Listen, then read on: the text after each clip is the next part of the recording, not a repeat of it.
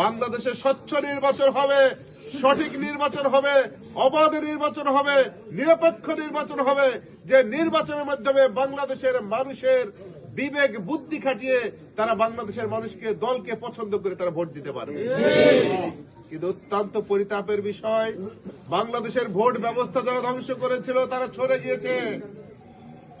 আমরা স্বাধীনভাবে ভোট প্রয়োগ করতে চাই বাংলাদেশের মাটিতে, কিন্তু এই স্বাধীনভাবে ভোট প্রয়োগ করার ক্ষেত্রেও আমরা কিছু কিছু ব্যক্তি, কিছু কিছু মহলের কাছ থেকে উস্কানিমূলক কথা শুনতে পাই যে তোমাদেরকে ভোট কেন্দ্রে কিন্তু যেতে দেয়া হবে না যদি এই প্রতীকে ভোট না দাও, তাই না?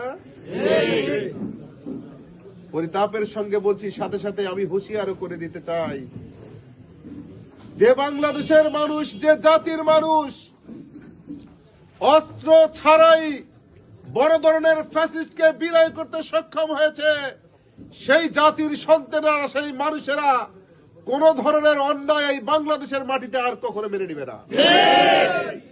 যদি কেউ অন্যায় করার চেষ্টা করে তাহলে সে বোকার স্বর্গে বাস করছে, কারণ অন্যায় করে আর বাংলাদেশিকে পার পেতে পারবে না।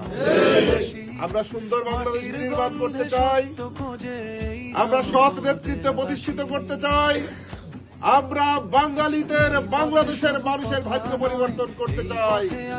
গতানুগতিক রাজনৈতিক যে কালচার রয়েছে সেই রাজনৈতিক কালচার পরিবর্তন করে সামনের একটি বাংলাদেশ আমরা গড়ে তুলতে চাই।